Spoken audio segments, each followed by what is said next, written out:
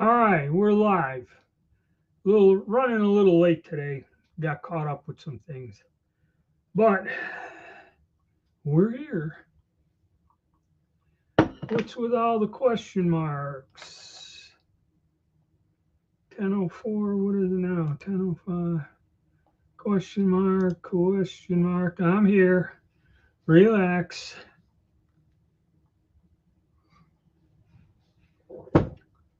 Oh, just running a little late today. That's all, guys. All right, here we go.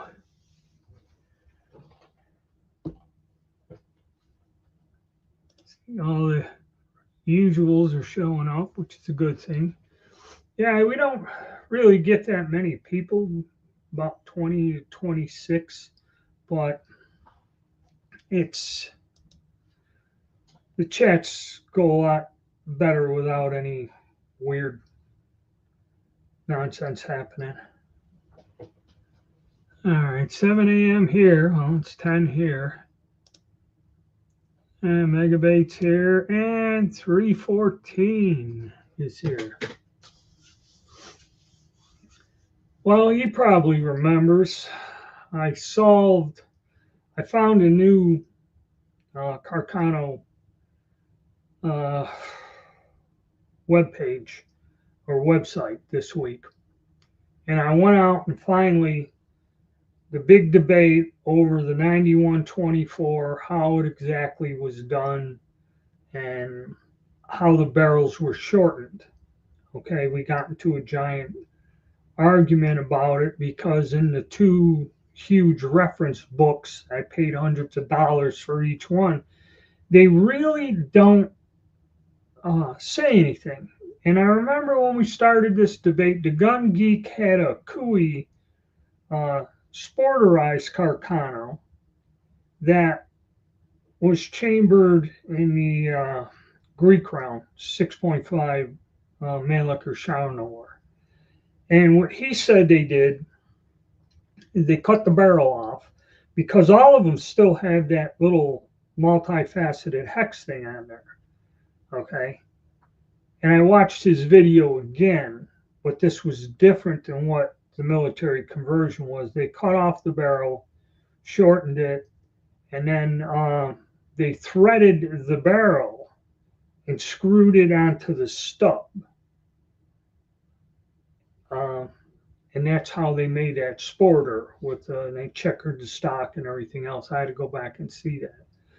But everyone was telling me, well, they don't do that. They do this. And then there's a confusion of the rechambering. One description said they cut the barrel short, and then they would cut on the back end of the barrel one thread distance off, rotate it around, all this other stuff. And that's the way you rechamber something. But the actual conversion that they used, okay, I got a video explaining the whole thing with diagrams, measurements, everything else, and it makes sense now.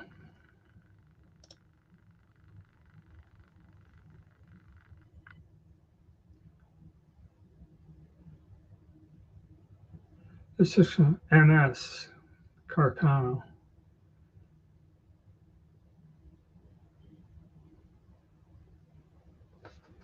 Yeah, but I didn't understand the process of how they did this, and I do now. Okay. The stub in the front and the front sight is salvaged. Okay. They cut the barrel and they cut it the front end to a certain length. They bore out that stub with the rear sight base and all that other stuff. They bore it out huge. Okay, 14 millimeters or something. They take the front section of the barrel and they turn the length of that stub to that dimension, press it in. And I think it looks like they braze it or something. I know. Because press fit, it'd have to be a couple thousandths or 1.5 thousandths for it to bind in there and never come loose. And that's how it's done. But now I know, and I went and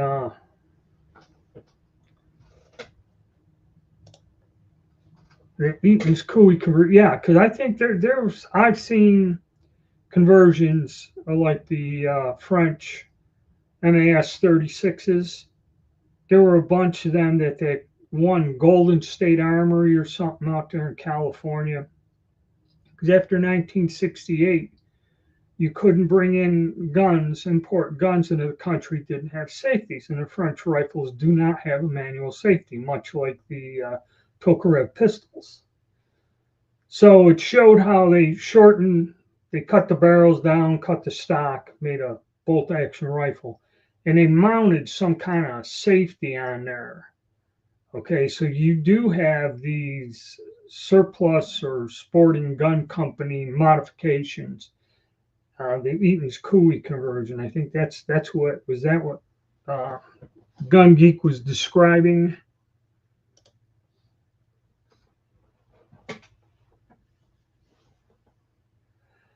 No, because that was the big argument. And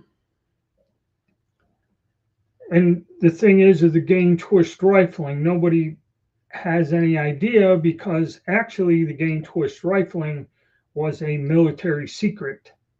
So there's no actual specifications on how it is. Carbines do have gain twist rifling. They all do. All of them did until I think the only one that doesn't have gain twist rifling is the M91 40 or 42, the one that was made with the last long rifle made, is the only Carcano that does not have some form of gain twist rifling. So they had a way of doing it in the short barrel guns. Okay, they had a formula or a way they cut it. I had a 24 that I said, yeah, same one. Okay, so that I went back and looked at that video. That's a different type of conversion, and you can fire 6.5 Schauner in a Carcano. Somebody had the ammunition mixed up, and I fired it by mistake. And most of the rounds went in there. What it is the rim's different. You'd have to modify the extractor. I think that's all you got to do. I think the chamber dimensions are almost the same. I didn't kill myself, so it's got to be very, very close. Yeah, I have my coffee here. Raccoons ate all the donuts last night.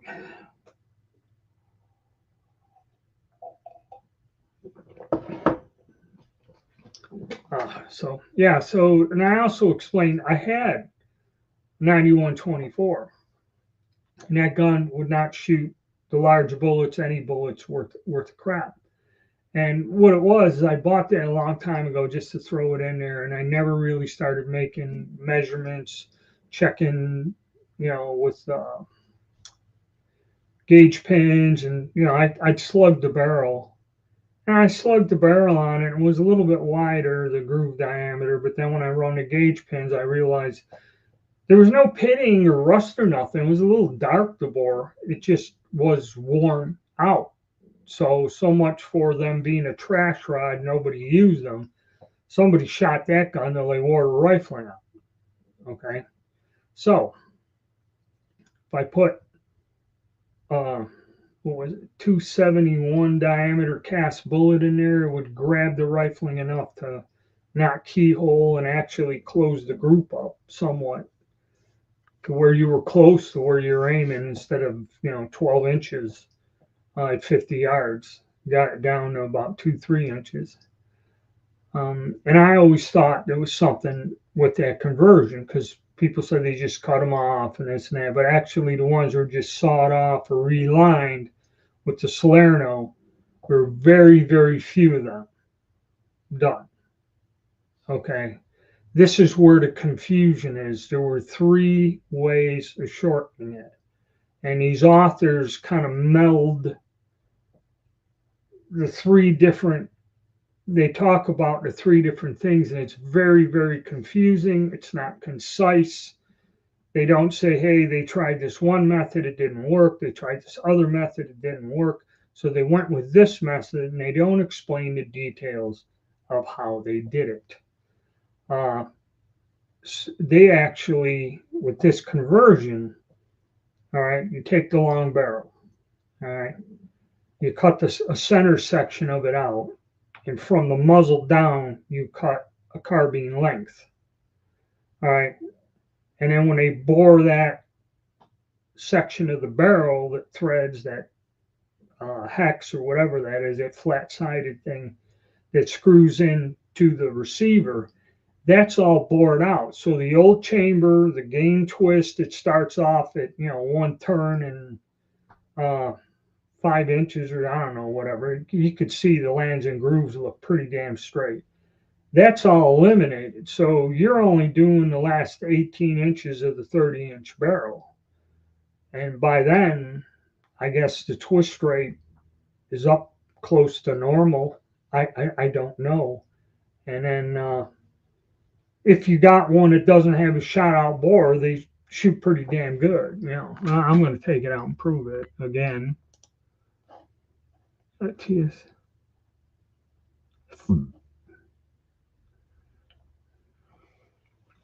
Yeah, see, I only think I got one conversion. I had two. One wasn't worth a crap and got rid of it. I got 3 or 4 of the early TSs with the Traverse lug, because I got all the different variations of them. Okay. And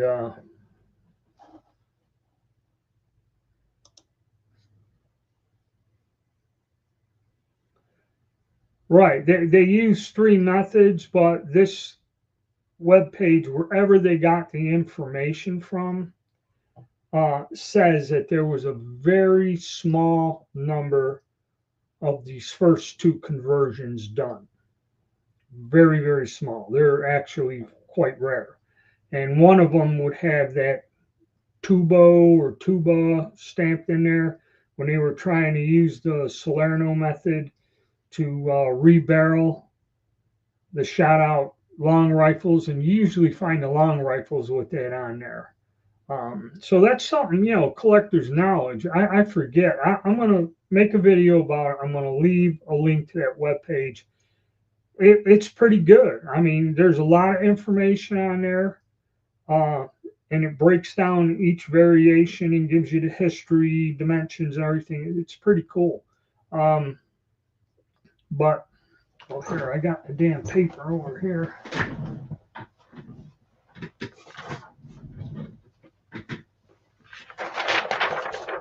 So you can look at this. This is how the conversion is done. There's the barrel. They chop out a section, and what's cool is they give you the dimensions. And I measured the barrel in the video. I measure it, and these dimensions come out exactly. See, they go where you see where they go, and they bore out that back end and then turn the barrel.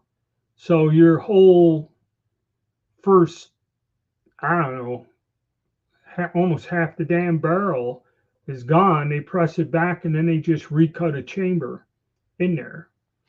And when you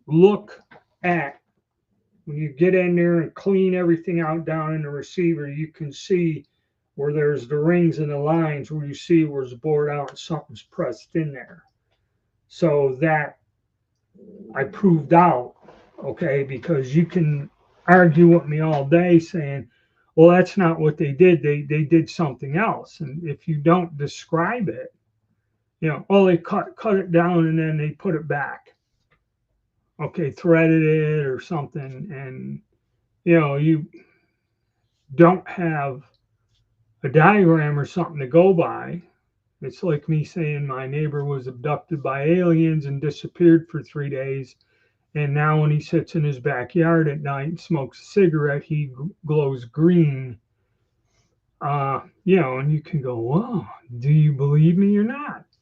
And without no videos, photographs, or an interview with him, it's all hearsay.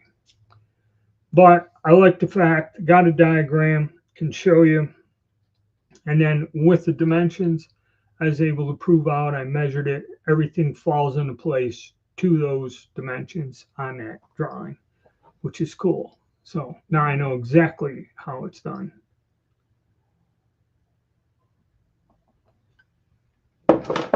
People don't like watching 30-minute videos that give you a clear, concise explanation. I guess that's why they like it better. They cut it and stuck it back together. Okay. Yeah, that's the way it goes. But worked on that this week. That was something interesting. My range is still shut down, so I haven't gotten out. I got that new chronograph, and I'm dying to use it. But they're redoing the whole landscape. They sent an update and showed some pictures there. It was supposed to be 2 weeks. It's been 3 weeks now. And, you know, if it goes a month, I think I should get a little refund on my damn membership or something. No, the raccoons don't glow. Actually, the ones I got have a dark black hue to them. That family that lives there, and when it's dusk, it's hard to see them little devils. But I got one of them that likes me, comes right up, stands down at my feet. I drop little treats to him. He'll sit there and eat them. But he's young. I think he's from last year's litter or something. And it's weird. Only very few of them will come that close to you or be that comfortable around you. And even then, they're skittish. Most of them stay about 10 feet away. They're still wild animals. They're not pets. They don't bond well with humans. But there was one a few years ago. There was one that got attached to my wife, this female one. Liked my wife a lot. She'd be out in the yard and it'd climb up on the side of a tree and just sit there and stare at her. And that one would come up close to her. She almost got it teed out of her hand, but it still wouldn't do it. I mean, it came that close. It still wouldn't just reach up and take something out of her hand. But she'd drop it right there. And, that one was comfortable with her. She showed up one year, and then after that, they take off in the fall and never seen it again. They're strange creatures. All right, Lakeland, Florida.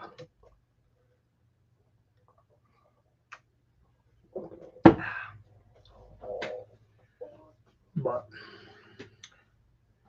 yeah, they come every day. Actually, I thought I was having trouble with my eye. I was watching the TV and it's daylight out. We got the blinds open across the yard. And I keep seeing something just flash across the yard. And I'm like, okay. Then another one.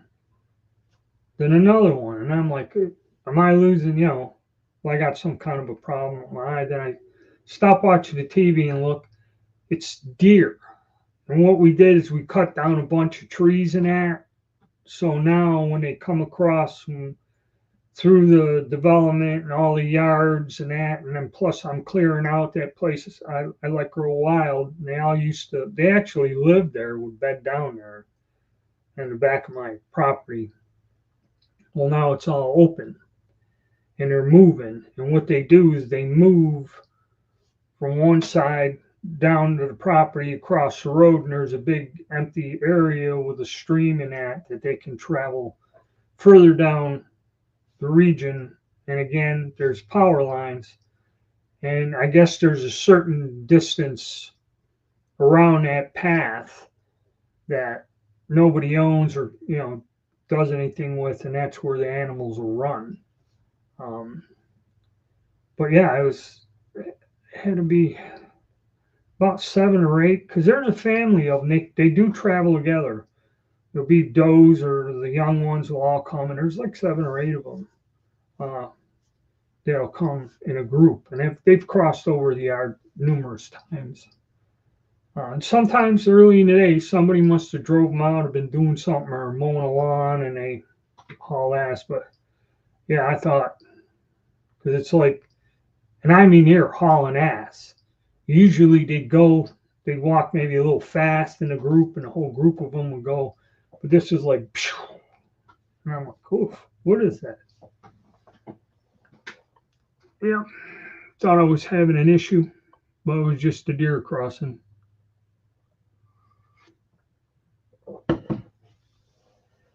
The deer crossing.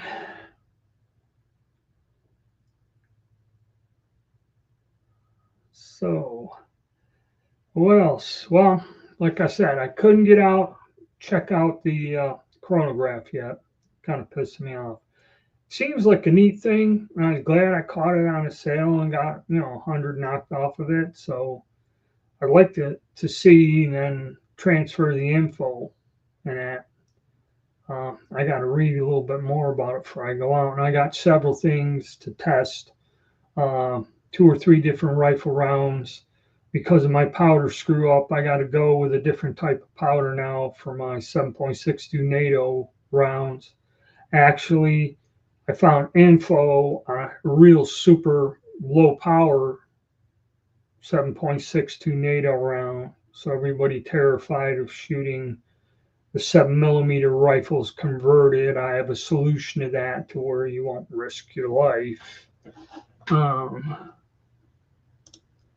See what we got.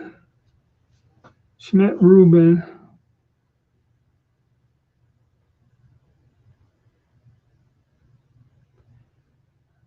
That's pretty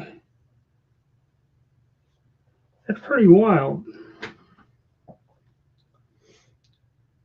But see, it's like when the Navy tried converting the M1 Garands 7.62 NATO, they had some kind of chamber insert that thing really wasn't a good idea. Of course, that was long before my time. It was probably, I think, in the late 50s, early 60s. Because we still had M14s in the 80s. Okay. We still had them. And it wasn't until the 90s or something they started issuing us M16A1s or something, I think. When I went back to visit the ship years later, that's what the guys had. If you press it in correctly, I mean, the trick was whenever we did it, whenever we had to do a press, we'd actually, with a hydraulic press, and if you got everything dead straight, half thousandths, it depends on the size of the bearing. Half thousandths press or 1,000ths. 1,000ths press. In other words, the hole is, say, 100 thousandths, and then you shove something in there that's 101 thousandths. And, press it in there. Another trick we did is we used to get dry ice and we're doing a giant electrical shaft. We used to pack the shaft in dry ice and they have gloves and took 3-4 guys. And then they would press that in there. And once that thing came to temperature, of course, what they were pressing it in, I think had some give to it. Okay. It wasn't like we're pressing it in a titanium or something, because then you'd stress crack the shaft. But that's very interesting. 30-30.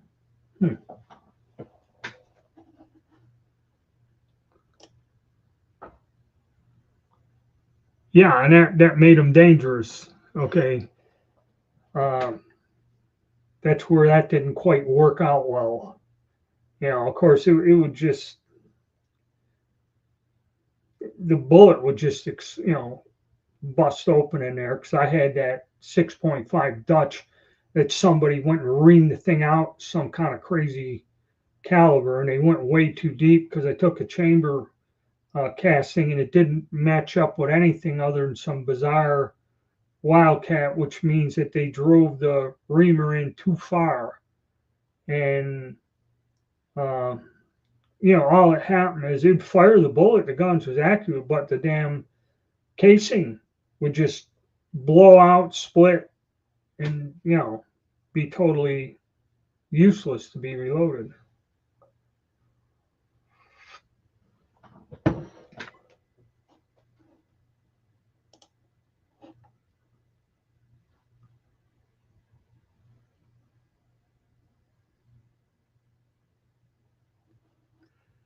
No, one of them, the one that's cut down is a Chilean rifle. The one that isn't, it's a really cruddy shape, is not. Okay, it doesn't have the markings for export. So it's either one that was left behind somewhere, or it could have been one that was sent to South Africa. They tried smuggling because there's that one Mauser rifle, that contract, that they tried sneaking them into the Boers down in South Africa, and they got caught, and then they were sent back. And then so there's this one rifle that was used by the Boers by the way the marking was. That one could either have come from, because there's pictures of those rifles, the 1886s, being used by the Boers. And Steyr, if they had a contract to export them, put that marking on the serial number. And the one I have doesn't have that. Or it could just be one left over because the Italian fellas there, they had that shooting channel. They had a whole case of them that were in pretty gnarly condition. I quite don't know if they were the foreign ones or not, but they showed how they rehabilitated them, cleaned them up, and were fire forming the brass and all this other stuff. So, yeah, the one I have is unusual, but I think the one you have with that foreign, if it's got that little tooth thing stamped on it, that meant it's for foreign export. And a lot of them you find in that original condition are like that because they supposedly converted all of them that they had in stock to, like when we went through it, the 86 91s or whatever they call them. They actually went back and converted them guns actually at a later time. I didn't realize that.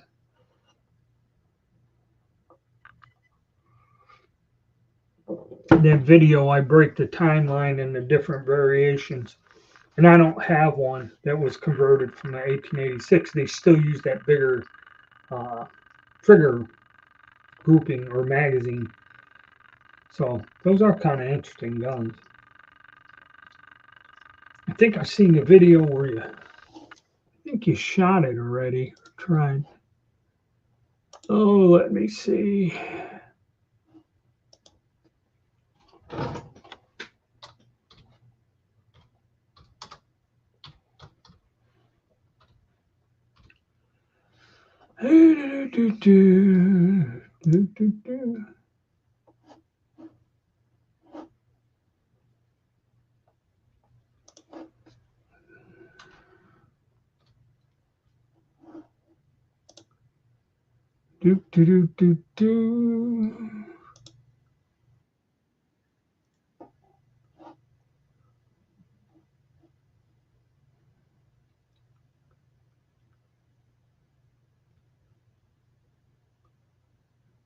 No, you didn't quite post the video yet about that.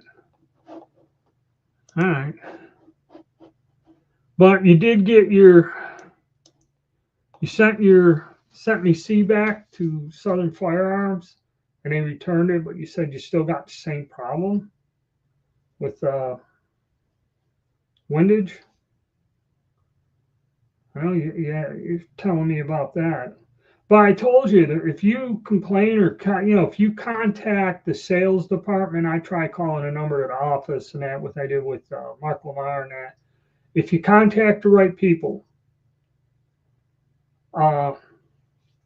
and get a hold of them, all of those companies are pretty good about getting the hell back to you and sending you a label.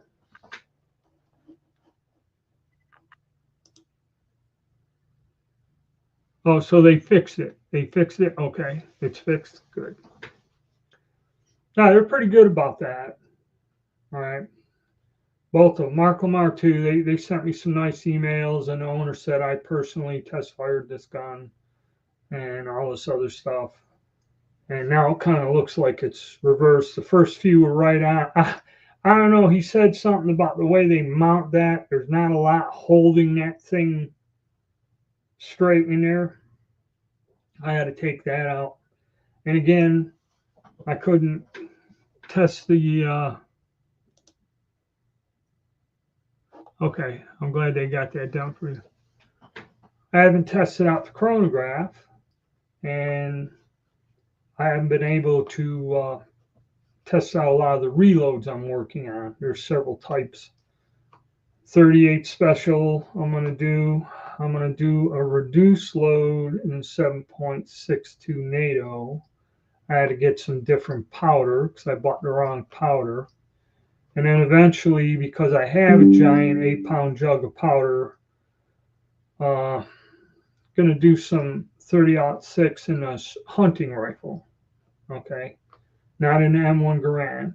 I'm going to do some of my old Mauser hunting rifle, and I'm going to use some of that powder to make a decent, probably a 180 or something grain load in that.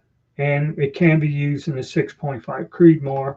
So I'm going to dig out all the brass, get that cleaned up and then I'll use that to do Creedmoor hunting. And that'll be hunting, specifically hunting ammo, and be shot in sporting firearms, not military. I did want to just crank out a ton of 7.62 for the CETME C, the Century Arms deal, and then I got all those bolt action rifles. I'd like to run some, so I'm going to burn up a lot of that. And when it comes down, you can get it for a little less than $1 a round if you buy a case of it and get free shipping on a special, But if you go to the big box retail store like Sportsman's Warehouse, they're $1.25 a round. Okay, and that's for the military stuff. I ain't even talking about Remington Winchester hunting ammo in 308 Winchester. So yeah, tad bit expensive. But I want to use up what I have. I like to load some 168 grain bullet for a 30-06 for the Garand. I bought a bunch of them. I think I bought a box 250. I wanted to run them in there. Luckily, I do have some powder. I'll develop a load for that. We'll go out and shoot the M1. And 100.5, I'll probably use 48.95 and get a load developed for that, and do some shooting with that, and then stock up on some ammo. I guess just use up what the hell I got.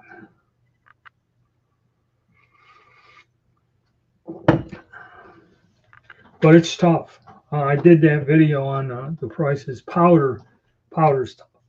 And you have to see, it's the nitrocellulose used for gunpowder is different. Nitrocellulose is used in paint, automobile paint, and printing, in several different things other than guns. But the nitrocellulose cotton, or gun cotton, that's a specific version of it, and that is 70% of the world's supply, or 50%. See, this is where you get screwed up. They use the term 70%. Europe sources 70% of their gun cotton for any type of propellant, explosives, gunpowder from China. China actually produces 50% of the world's source of this specific material.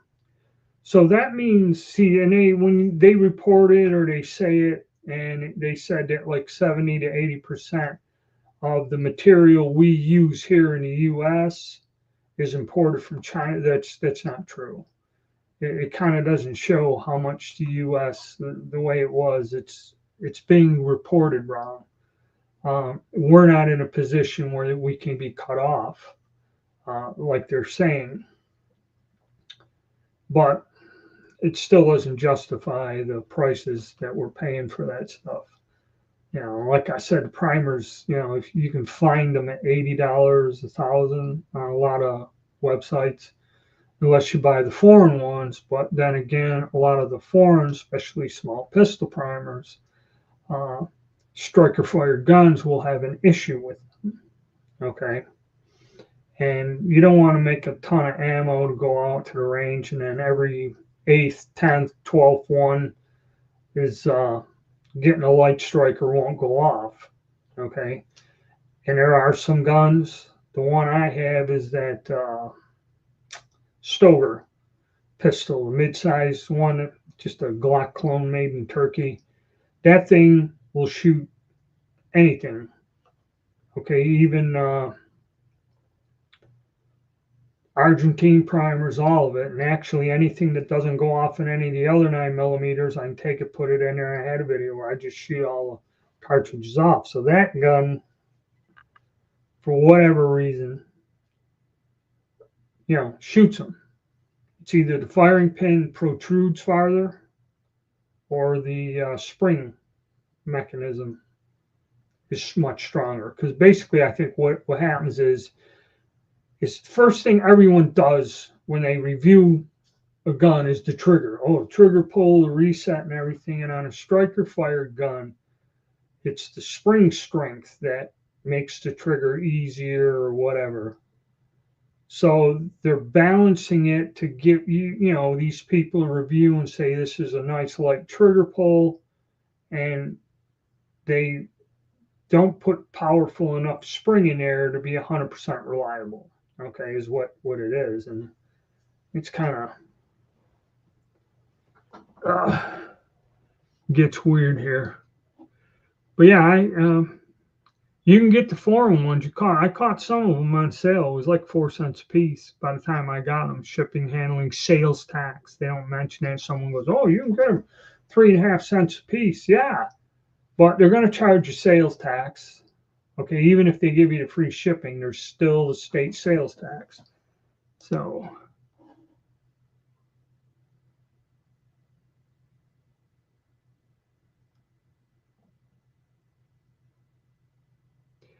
all right. See, that's another thing.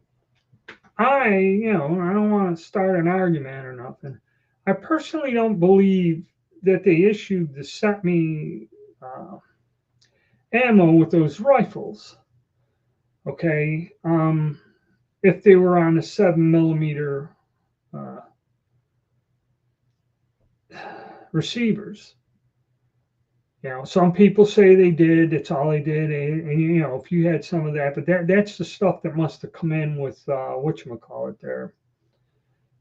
The one guy that went to Spain and bought it all, and a lot of the 9mm Largo ammo you see is from the early 60s and all this, and then the CETME ammo. And you do find it. There's some people that come up with this stuff. Yeah, the plastic core bullets and that. They made that ammo prior to coming up with the thing of cutting the flutes in the chamber. And the reason is the STGs, the little 8mm Kirks, looks just like a 7.62 by 39. For some reason, that cartridge, and if it's got a sharp taper to it, was able to use the roller lock to knock it out of there. When you start getting into the longer, and you have to go with NATO has specs. So when they were going with the NATO round, okay, the gun ain't, it's like the FN-FAL was not. To get the FN-FAL to work in 7.62 NATO, they had to re-engineer it, and they pushed that frame and weapon to the ultimate limits, because it was some sort of a smaller 270 cartridge or something. They actually developed that gun to use, okay, which was far superior than the 7.62 NATO. And see, that's where, and then after they did that, but a lot of those guns, people shot them for years with 308 Win, okay, and I forget which one is it. 7 FR7 takes the NATO gauges correctly. The 8s and 7s do that. Now, the 1916 it was converted. I don't know if I did a video on that or not. That is actually, does that one have space? No, that one, the no-go would just barely close or not quite. And then the minimum for the NATO wouldn't close. Yeah, it would close on a no-go. Let me get them straight because there's two of them that are very similar. The 1916 one that was done. There was another common one. That will close on the no-go for 308 wind. So go, no-go. Then when I put the minimum, it just barely doesn't close. The difference between the two of them is 1/1000th of a half. So that thing is made basically to 308 wind standard, just a hair off of the no-go. Now the Singapore gun is headspace to 308. Okay, closes on a no-go, just barely doesn't close on the, or closes on a go, barely doesn't close on a no-go, and does not take the minimum NATO at all. Okay, so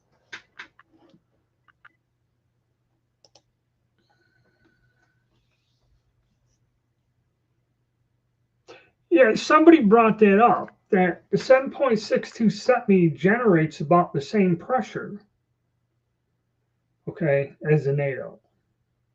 There's a huge, I had to read through this huge thing in the forum. This one guy comes down and says, yeah, it's not pressure, they use that strange bullet or whatever with a faster burning powder or something, but still, see, it's not NATO standard.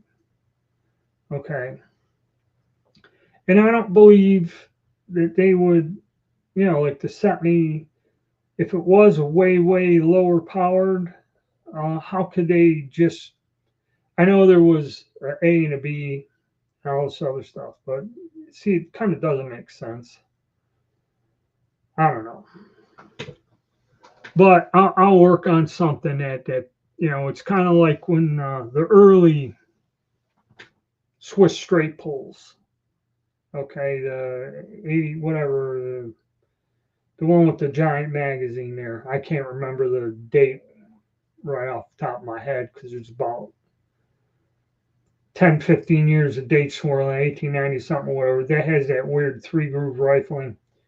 And that one there, you put them big ass torpedo bullets in and just load it back down, I think to like 30 levels, and works fine. Or the cast bullets, or I take a cast bullet and it's got a super fast burning powder in there, but I don't think the pressures get up. They're kind of squib loads that high. They're fine. You don't want to put the ammo, the standard ammo you can put in the K31s, but you can do it. It's like for a long time I used to make up ammo for people for 88 Gevers because they all got big problem at 88 Gevers and they all get worked up over it. I just go and take the standard 198 grain full metal jacket and load it to a 30-40 Craig load data and just drive the bullet. And that's what I do with the Dutch. Is it Dutch or Norwegian? The 8mm, not the Dutch. It's a Danish Craig. I got the cases. I just load the bullet to a 30-40 Craig charge, kind of back off, don't go with a max, and just get what shoots accurately out of there, and pretty much safe. Other than putting the Turkish 150 grain 8mm that, that's what they used in 88 Gabers. That stuff is brutal. I'm case prepping men's 216.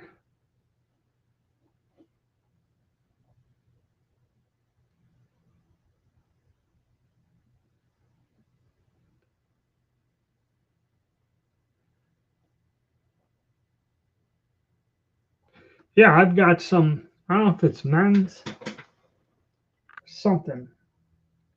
I got some 303. I remember when that came in. That's good. Uh,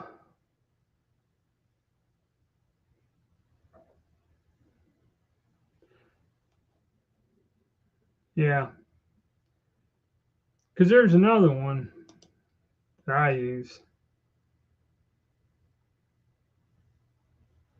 Paper patches.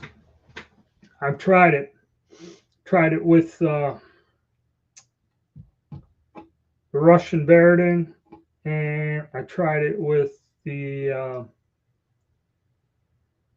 Gras, because the Gras, that's about the only way you can do it. Is load the case with black powder, use a lead bullet with paper patch, but because of my hand, I have a difficult time. So what I have to do is either get my wife or find someone whose fine motor skills are good enough, and I have to teach them to paper patch the bullets. I've never quite got there, and it's extremely difficult for even casting bullets is extremely difficult for me to do it.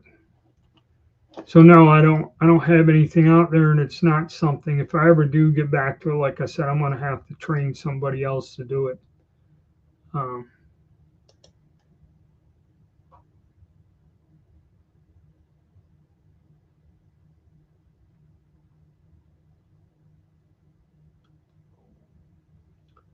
Changing the wedge, yeah, I've seen where they do that.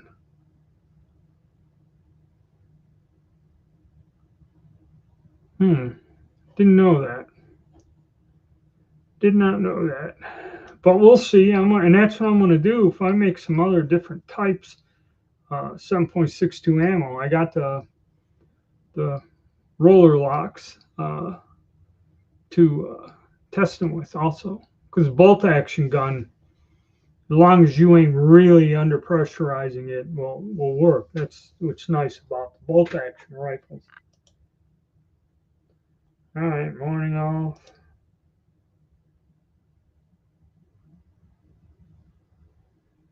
In reference to my powder video yesterday, yes.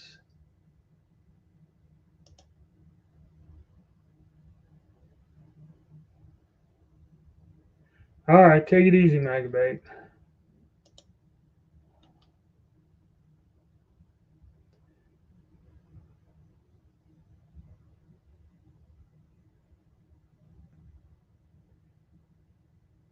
All right, but still, like I said, all my reloading manuals do not have that powder in there. Okay. And I've seen some of the published data and all that other stuff and how they list it. And really, a lot of people who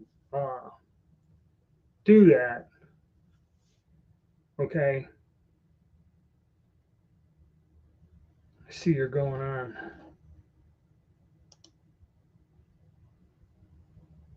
Yeah, I know, I've read it. Okay. I've researched this. Our check, yes, they're foreign made powders.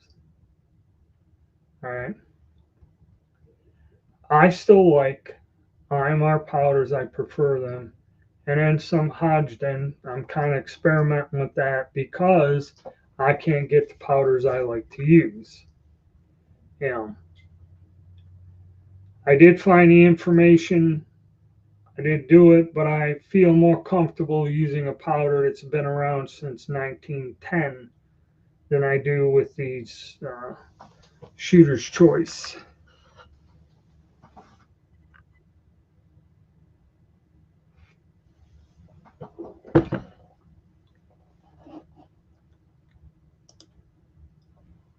NMR is hydrogen now. Well, yeah, I know they're merging.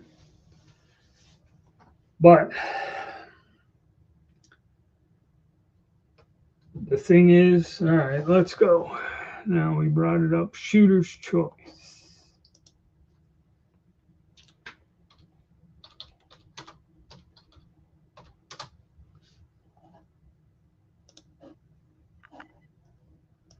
Do do do do.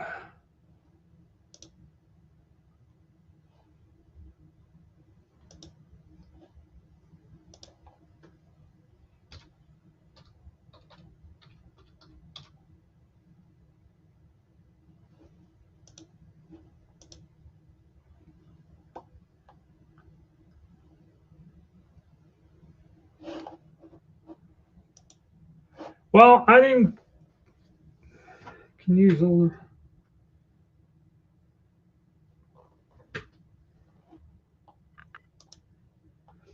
Okay, I'm not arguing with you on the point of finding load data. Okay, I know I've researched it, I've thought about using it. Okay, I want somebody to show me shooter's choice bullseye and show me the results where your accuracy in that is better than bullseye powder, be it one of those pistol powders. I know there's several of them that they make. That's what I'm talking about, because it's not the cost, it's not the fact of figuring out how to use it. Because if there was absolutely nothing else but shooter's choice, okay, and I'd have to use it, then I would go through the thing of doing it. But I would like to see where you can say this powder is more cost effective, but is just as accurate with chronograph results and everything else than some other powder.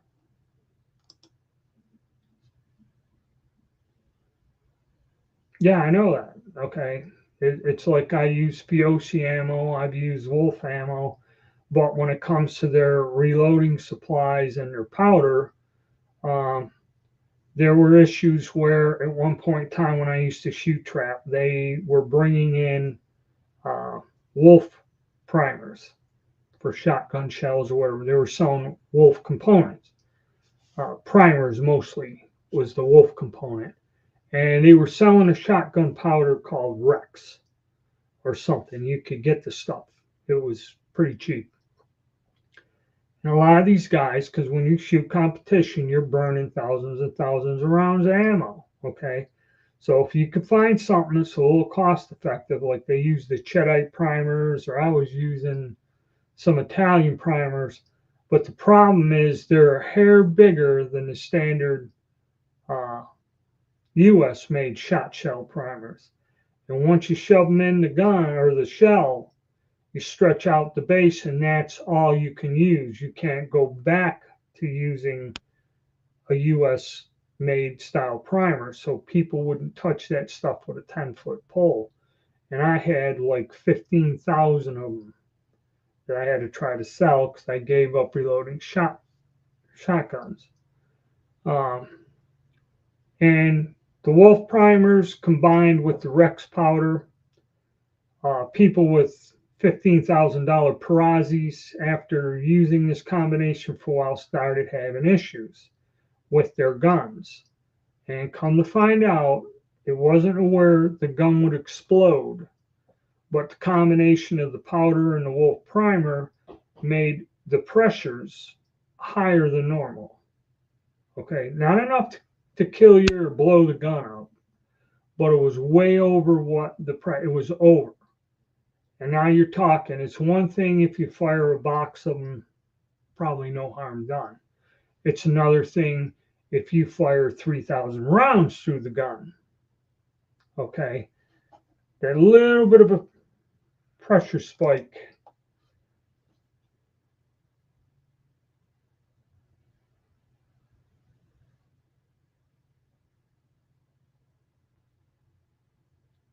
Right. I go with what I know. Okay, because the thing is, this is my time that I have to spend. I have to take this powder. I have to spend time researching it. Once I get it, I have to go out and do my standard thing of running my bullets, my primer combinations against the chronograph, take the time to go and zero it in, get the accuracy, see if it's there. Okay.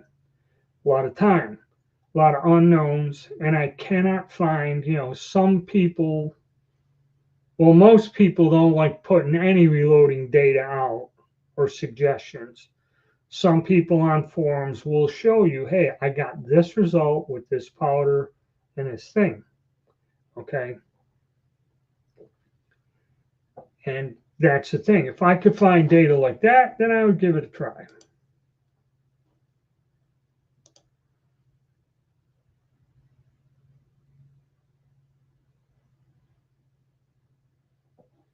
Okay, again, that's your personal preference.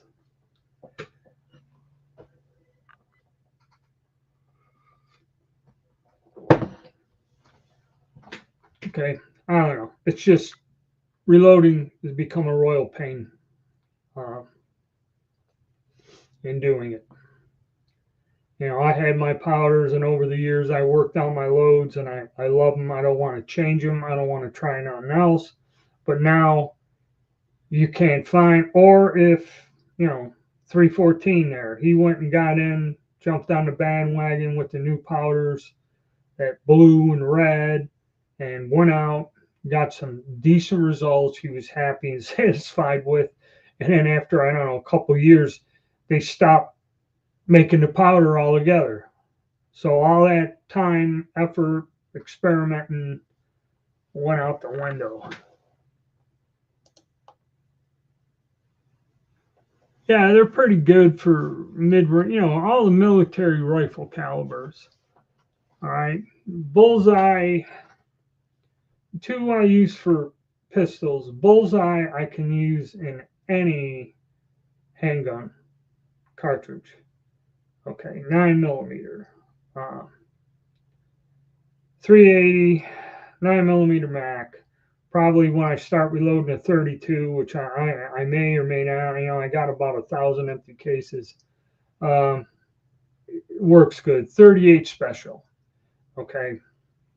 When you get into the heavier calibers, like 357 Magnums and that, I've used both Blue Dot, and I forget what else. Blue Dot I use with a cast bullet, and really I ever shot jacketed hollow points. I don't really hunt, and truthfully, with a solid lead bullet that really don't expand, you hit somebody with a 38 or 357 Magnum, it's good enough for me.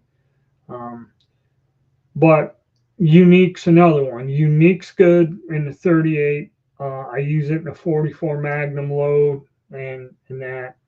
And there's some pretty good powders to use. And basically, those are the two I use: Bullseye or Unique.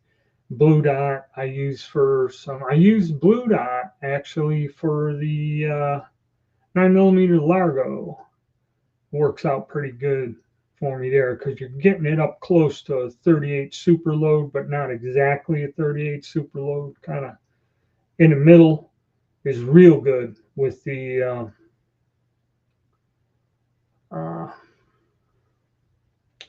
9mm super.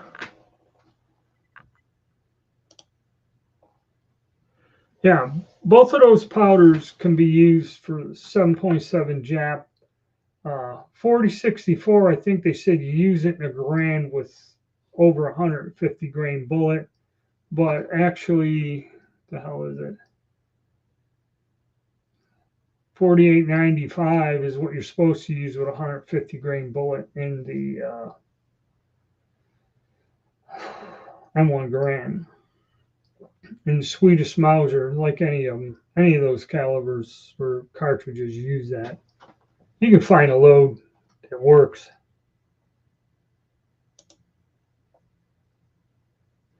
Yeah, that's another thing. Can you find the stuff? I got, I don't know, 4 pounds or something,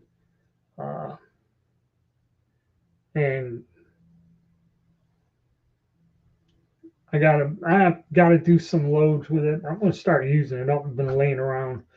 I might go and load up a bunch of 44 Magnum semi-wide cutters and lead again.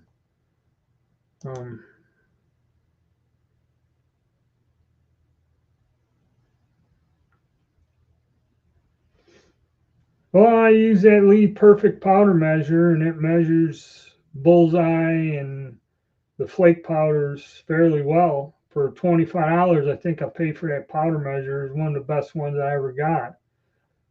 But for loading handguns, when you start getting to where you're loading a rifle thing other than with ball powder, that's why I got RCBS powder measure, and that thing is just wonderful. It's expensive, but that's what I use for all the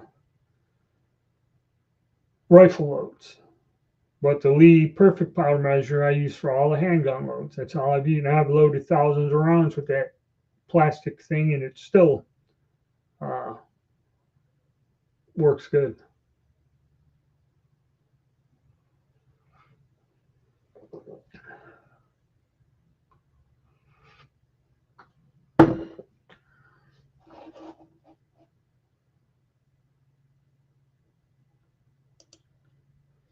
Universal clay, very close. Okay, burn rate is close, but it doesn't, that's where people, yeah, the burn rate's close and everything, which that is important. Okay.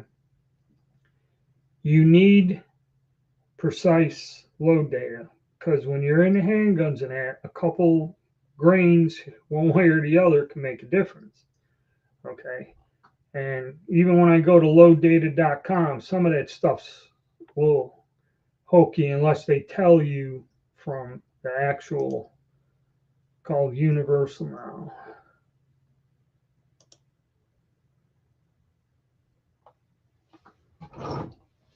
Well, the thing is, I'm going to check the magazine here. I can't remember what the hell I got.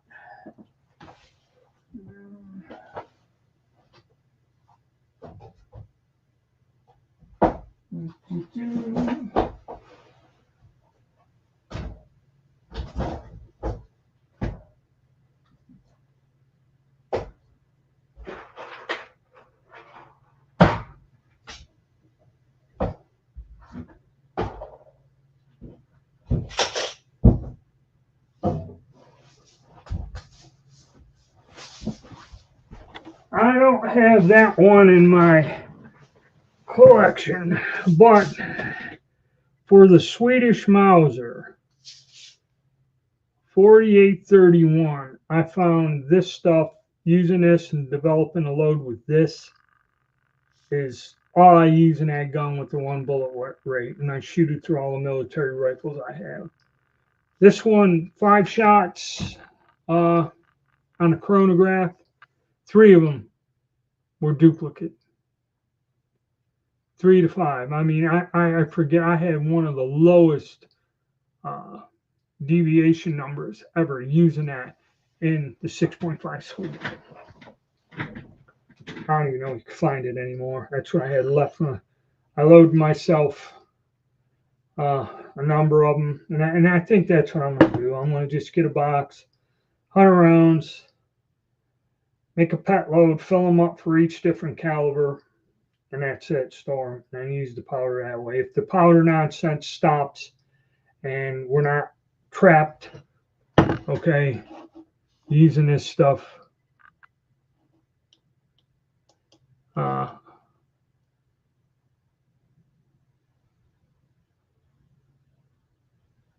yeah, I mean, and I think that's powder they use for the 20 millimeter anti-aircraft shells or whatever. Because I went to a store once back during all these panics past 15 years, can't even tell you when, but all the gunpowder was gone other than that.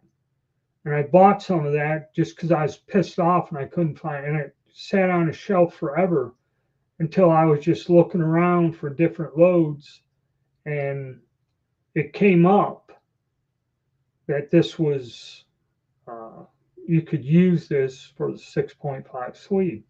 So I went and did it. And Actually, I bought some other type of powder that was um, something for 6.5 Creedmoor or something. Somebody said that that worked better, and I think I got 2 pounds of it there. I don't know what the hell. I got to go through all this odd stuff and see. But yeah, that stuff worked real good.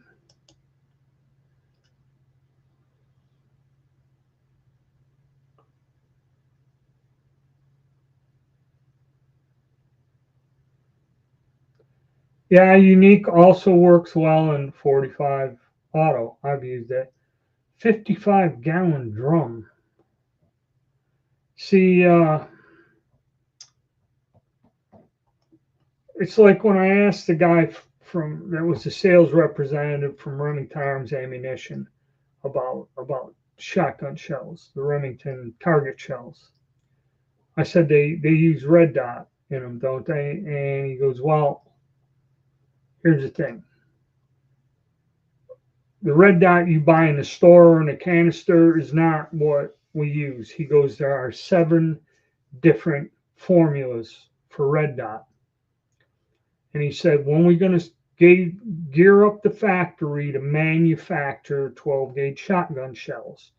See, this is how the ammunition you get in a retail or distributor first before it hits retail, that stuff's all like a year old already. Okay, because he says what they do is they gear up the plant. They're going to make so many million 12 gauge shotgun shells, so much of this, so much of that. So when they do a batch, he goes, they will blend these different powders. And he goes, what they do is they blend it and test it. They take samples and blend it and test it from the different lots. And once they get to where the powder is mixed to where it gives the pressure, stays within the pressure, and gives the velocity to shot, which is required. Once they blend that to where it meets these parameters, then they mix this stuff by the ton and it goes through their equipment and makes this. And he goes, it's done by the batch. It specifically does the parameters, and he goes, this stuff is blended. So 55-gallon drum and Unique, who knows? Maybe that's the way they had it when they were making pistol shells or something. But I remember those were old, the old 8-pound tin cans, like a little barrel. Okay, I had one of them back in high school, and that's back from the 50s, 60s. But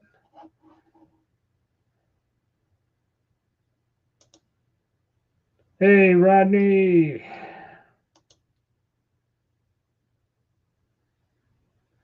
canister and non-canister, yeah.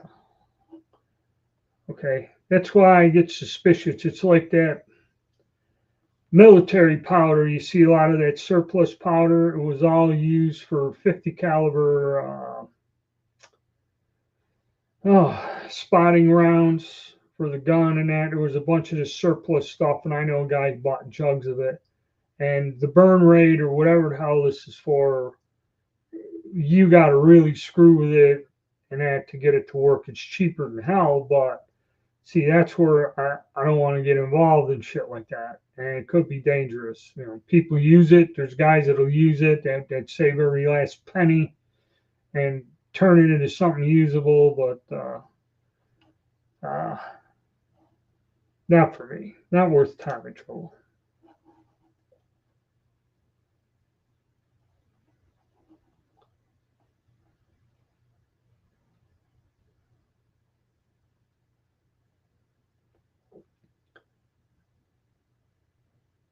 No, those powders are good, but the thing is, they don't stock them in any of the local stores around here. For me, I went and asked them. I said, "Can you get this powder?" And I had to write it down. I said, "I can't pronounce it." I wrote it down. Rednecks, they just know. I know you can get it online, but locally they don't have them in any stores.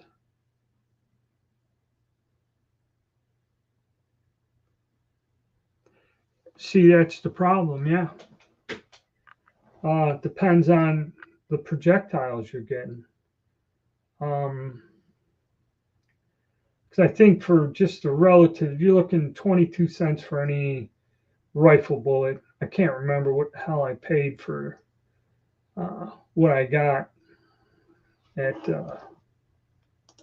Graff and Sons here. I got some for the 7.65 by 53 or whatever, the Argentine Mauser. Let me look.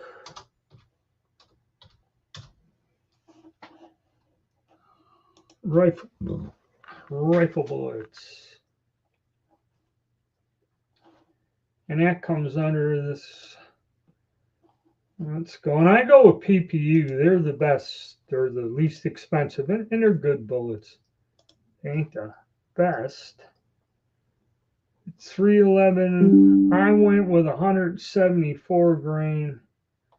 Yeah, I'm paying 30 cents a piece for them. 30 cents a piece. Let me see what Hornady. What would a Hornady cost? Hornadays are 40 cents a piece for 174 full jacket. And they're on sale. 39, 34 for 100 and a half, 42. 40 cents a piece, yeah. So yeah, it's tough. But you know what? I'm just gonna use up the powder I got. I ordered some bullets from brass, go out and shoot my guns, and I don't know, just I ain't got no heirs to leave anything to, money or the gun, so okay.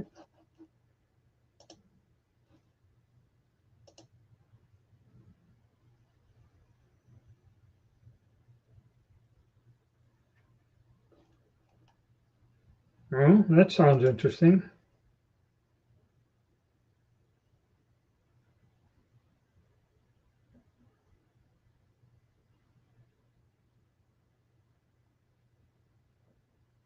So I don't know. Let's see what the hell we. Let me look here and see if they got. We'll go under 30 cal, and we'll see what you get with Hornady, because Hornady makes a lot of that stuff.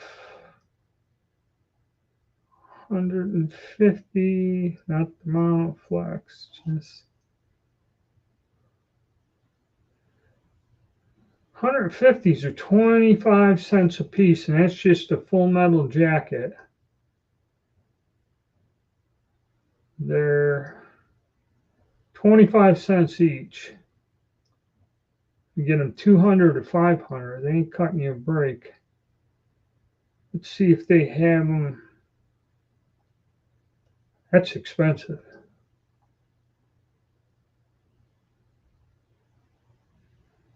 That's expensive. You got to buy them in bulk, like in the thousands. Let me see if that's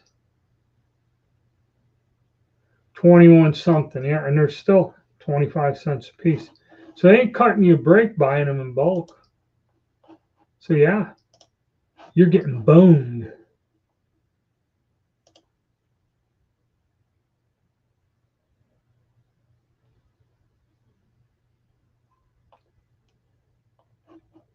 I don't know. The one guy told me that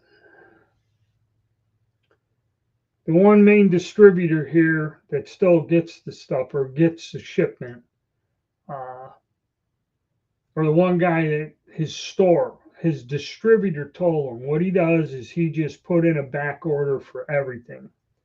And he goes, what happens is, he goes, I supply, say, 5 stores in the area. So if I get the powder, he goes, and I get 5 8-pound jugs, one goes on each pallet, or whoever put the order in first gets it if there's 4 or 3. And he goes, I just divide up as it is.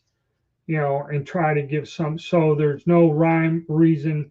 And it used to be the guy would hold it, and when he goes, nope, you must physically come into the store, and whatever the hell is there at that point in time, I'm not holding or anything, you can buy it. Okay, so it's turned into that. And I think the supply chain and that is still screwed up. What's going on? Made the mistake of buying 5,000 Encore bullets. Jump to this project.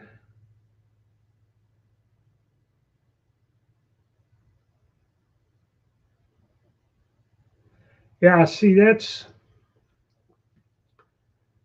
I found the best thing to do, the arms core or whatever.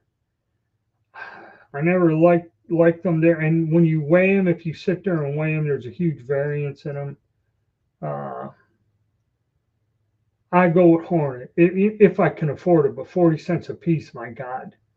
I bought some on sale in bulk. I don't know if that's what I paid for it or not, but I go Hornady or I go with PPU. And PPU, the only weird thing about them, there's always about 1,000 undersized. But they're rifle bullets for like, you know, those 311s or something like that. They work fine in all the guns, even if they're slightly undersized. And the accuracy I get with the PPU bullets is good. But basically, those are the two I use because a lot of bullets, PPU makes bullets that you cannot find anywhere else for a lot of the military guns, the Carcanos, this and that. So I go with PPU. And if I can, 30 calibers, 30 carbine, things like that, I go with Hornady because I found them overall, in terms of price and performance, they're the best.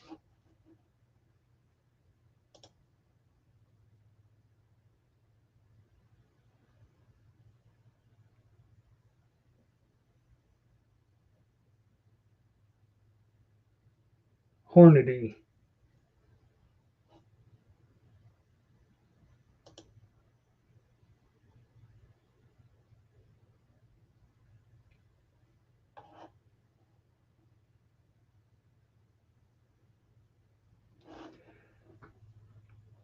I didn't realize that Serbia was getting hit with uh,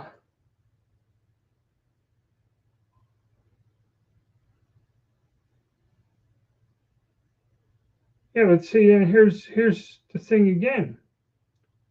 Is he doing it? See, I had to make a video about that. All I've been doing is hearing the tariff here, no tariff, give him another week, another month, and I don't really believe Serbia. So you got to watch the SG ammo here. Serbia's getting nailed with what the hell is it? Yeah, I don't think Serbia's on the list, but who knows? I don't know if he's putting a tariff on everybody. The Russians were joking. The Russians had a joke that Trump wanted so far to put a tariff on penguins in Antarctica. And it was stated that President Putin declared, well, what did the penguins ever do to Trump? As a political joke. But I don't know. Yeah, but if you look at it, you can find the powder cheaper. It all comes out to the same. When they say free hazmat, their prices are higher. Arms core bullets are junk. Ooh.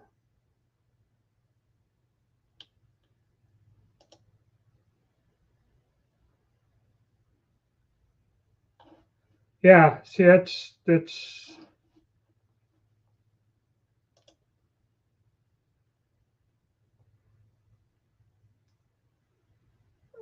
what else other than PPU ammo? What the hell else are we getting out of Serbia? You know, that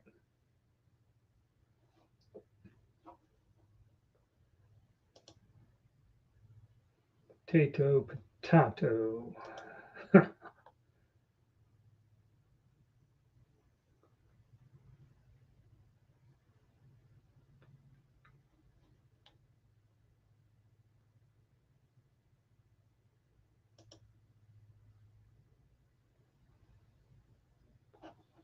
Oh yeah, do that for me. I get emails from them myself. I just delete them.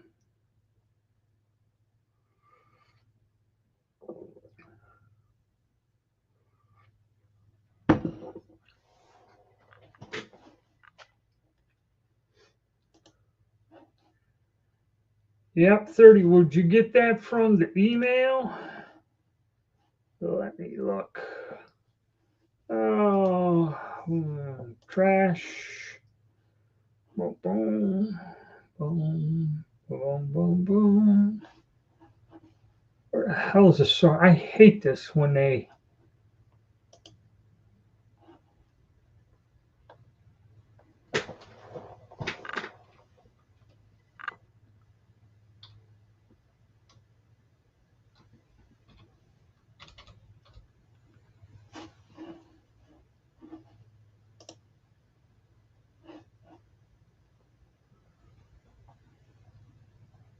Well, whatever. I ain't got time to go through all this insane crap. Uh, yeah, forward the email.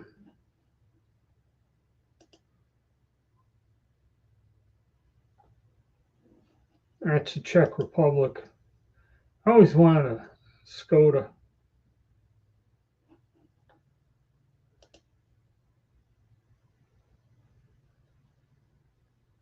I don't think so. I don't know.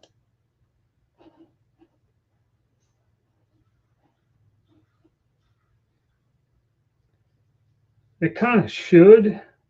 I mean, the wad cutters I'm loading, they're hollow base, and there's never a plug in there.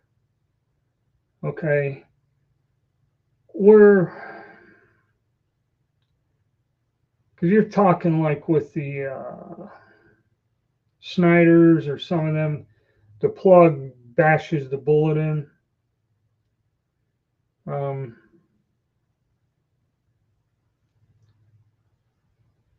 but they should. Okay. Never seen, yeah, on the Snyder. I don't put a plug in mine. At least I don't think I did.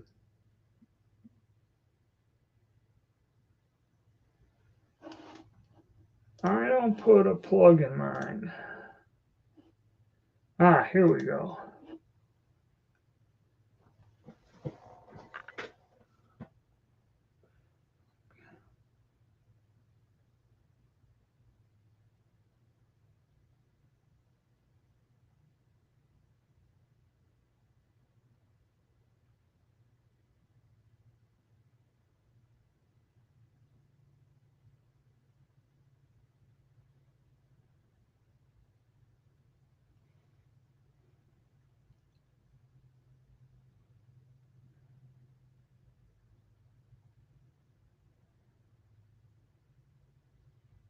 Okay, let me see.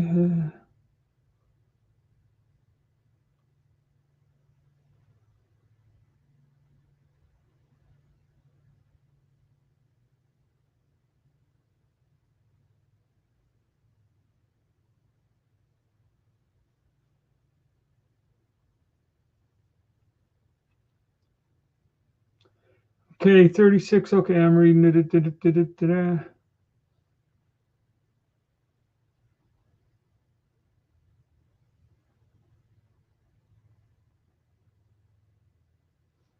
You will see England, Bosnia.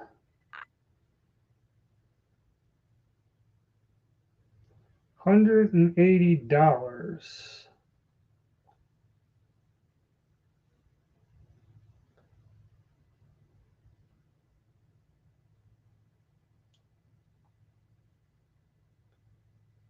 $20 per 1,000 rounds. Okay, I've read that. All right, guys, we're back. The Snyder. I forget what the hell I put in the Snyder. It's pretty simple. I got it. I seen it. And okay, what he's predicting is the 37-40% is going to drive things up to where all these ammunition sellers are going to be non-existent within 6 months. Okay, that's a pretty But here's the thing, I'm going to make a video on it. Are the tariffs actually in friggin' place? Other than with China? Okay, and this is what, when they said the tariffs were coming, the stock market took a nosedive. Gold and silver dropped. Silver's moving $3 an ounce over a span of a day or two. Okay, I've never seen this. All right, and that's a baseline industrial metal. Okay, gold, all the central banks are hanging on to that as to give them value of their, it's an asset. So they have a solid asset in physical gold. That's why gold is up so high. Okay, that's the only way to stabilize your country's friggin' uh, net value, put it to that way. But these tariffs, now they were supposed to go, speaking of gold, they were supposed to go to Fort Knox and look around.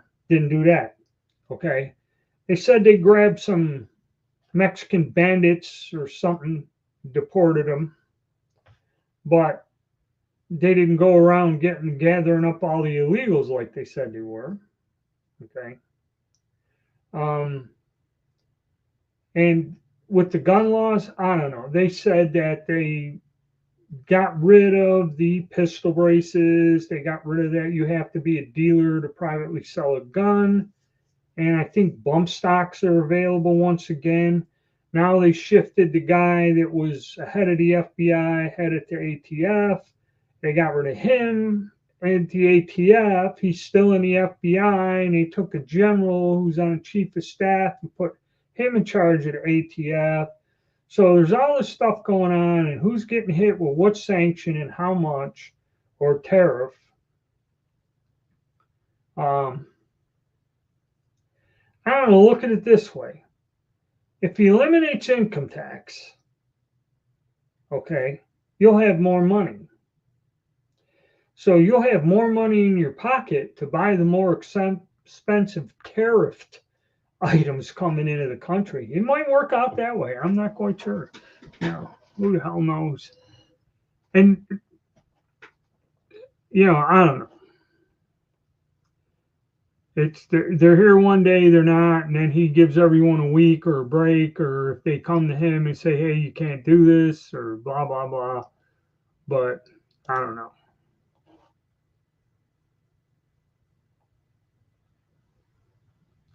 Okay, yeah, so they're getting you. I'm not buying a ton of stuff. It's bad enough now. I got enough gunpowder just to load the friggin' components I got. You know.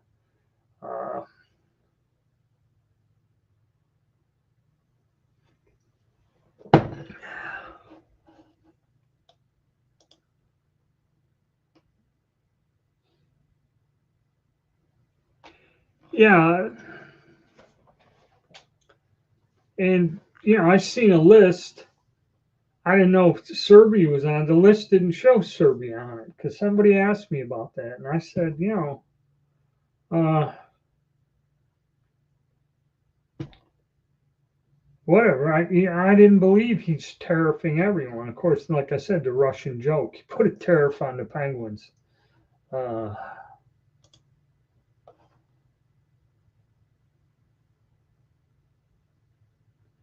yeah, see, you don't know because nobody has officially come the hell out and just said, hey, this is what it is. All of the gun law things, okay, you know, I mean, the information these guys give is concise and they go through the whole legal rigmarole like a lawyer, okay, and the appeals and this and circuit court and this and that and everything else.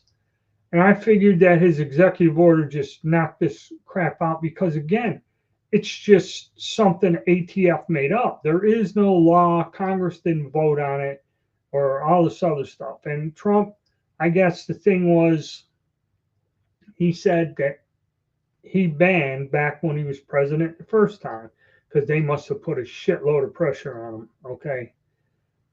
He banned the bump stocks. That I know was true. But then they went within 4 years, it took them, they went to court and said it's not a machine gun. And they threw this out of court. So supposedly it's gone. And the one dealer I know who he keeps up with all these laws and regulations said it's thrown out. Don't worry about it. You can get, well, nobody was selling them. Now you can still buy one. Okay. And back and forth. Then the rumor, but see, the getting rid of the suppressors, okay, has been something they've been trying to get done for over, I think, over 10 years now. Okay, and they kind of really believe it because most gun companies make a rifle or a pistol with a threaded barrel now as a standard option. So they're kind of thinking this is going to happen. Whether it will or not, I don't know. Okay, and yeah, I wouldn't mind having a short barrel rifle either without having to pay money and be registered with the ATF and have them inspecting you and all this other crap. Yeah.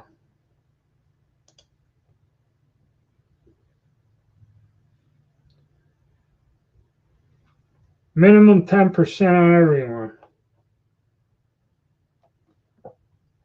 All right, if he wants to do that. I heard that if the country does something to him or helps him or gives him, I don't know. You don't know how much of this is true. And if you watch some of these videos out there, this crazy nonsense, it'll drive you nuts. Okay, it'll drive you crazy. Well, anyway, guys, hour and a half. It's been a good one. Talking about reloading, all the other fun stuff.